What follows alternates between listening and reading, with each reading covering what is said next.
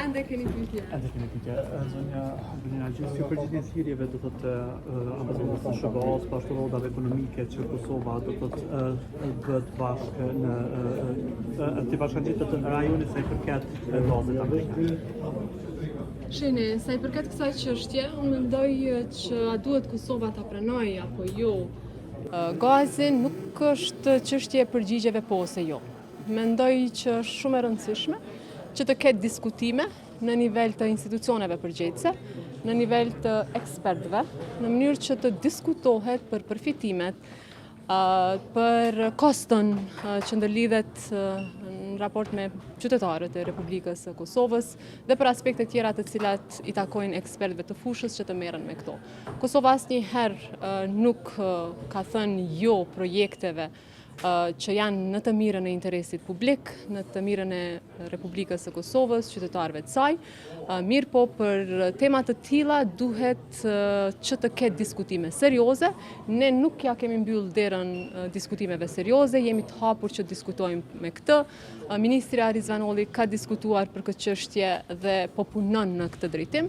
Prandaj le t'ia japim mundësinë institucioneve përgjegjëse që të japin përgjigjen finale për këtë. Në qoftë se Kosova, Republika e Kosovës shen një zgjidhje tjetër si një zgjidhje më e mirë, atëherë pse duhet që të kritikohet dhe pse duhet që qeveria apo institucionet e Republikës së Kosovës të konsiderohen anti-amerikane. Institucionet e Republikës së Kosovës punojnë për interesat e qytetarëve dhe natyrisht mbështesin projekte që janë në favor të Republikës Kosovës dhe qytetarëve, mirë po kjo nuk ishte dashme u pasi anti-amerikanizëm. Dhe mendoj që me këtë çështje nuk po ndihmojmë as Republikës së Kosovës, por as partneritetit. Zonja Gjua, mund të diskutoni në pako për të trija institucione siç kanë kërkuar subjektet opozitare, pra që të diskutohet njëkohësisht edhe për qeverinë, parlamentin, por edhe për presidencën, tash kur jemi në pikën 0 të formimit të institucioneve dhe po ashtu ato të jeni sërish e propozuara për kryetarët e kuvendit. Sa i përket çështjes procesit që na pret, ne presim që sa më parë Komisioni Qendror i Zgjedhjeve të certifikojë rezultatet e zgjedhjeve të 7 qershorit. Dhe pas certifikimit të rezultateve të zgjedhjeve, ne i kemi konstituimin e kuvendit që në këtë rast seanca konstituive duhet thirret brenda 30 ditëve nga unë si ushtruese e detyrës së Presidentës së Republikës së Kosovës. Në këtë drejtim, sapo të konstituohet kuvendi, ju e dini që bazuar në aktgjykimin e gjykatës kushtetuese, kuvendi ka kohë 60 ditë për të zgjedhur presidentin. Mendoj që duhet ta konstituojmë kuvendin, duhet ta votojmë qeverinë, por në ndërkohë të vazhdojnë takimet për çështjen e presidentit. Kemi thënë që zgjidhja e duhur për këtë çështje është që ta gjejmë një kandidat që nuk është në ndonjë parti politike. Dhe mendoj që me këtë zgjidhje, me këtë emër që nuk është në ndonjë parti politike, pra një emër konsensual, Kosova, Republika jonë, ka shumë persona që kanë kontribuar në sfera dhe në fusha të ndryshme, pra mendoj që kjo është mënyra më e mirë për të ecur përpara.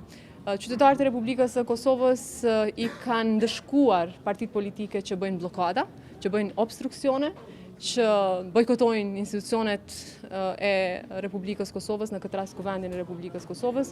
Bojkoti nuk është zgjidhje, bojkoti është refuzuar nga qytetarët e Republikës Kosovës edhe në dhjetor, edhe në qershor. Prandaj le ti braktisim këto qëndrimet bllokuese dhe le të ecim përpara sepse kemi shumë reforma dhe punë që duhet të bëjmë. Vendosë partia që ka humbur më shumë të vota, pra 200. Qysh 200.000? Shihet certifikimin kur të ndodh dhe pastaj e bëjmë vlerësimin edhe diskutimin sërish. Lëvizja vetëvendosje vazhdon të jetë subjekti më i madh në vend.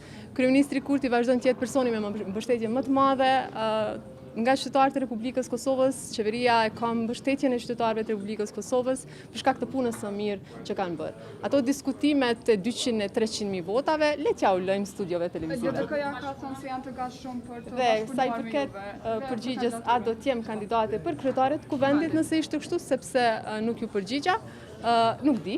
Domethënë për këtë vendos vetëvendosje, sepse ju e dini që grupit më të madh parlamentar, pra subjektit që ka dalë i pari me mbështetjen më të madhe qytetare, i takon që të propozoj kandidatin apo kandidatën për kryetarin e kuvendit. Le të kesh shfaqen të gatshëm për mes të azilit që të bashkëpunojnë, vetë se kërkuan që të jetë një pako e diskutimeve për të institucione siç e përmenda në fillim.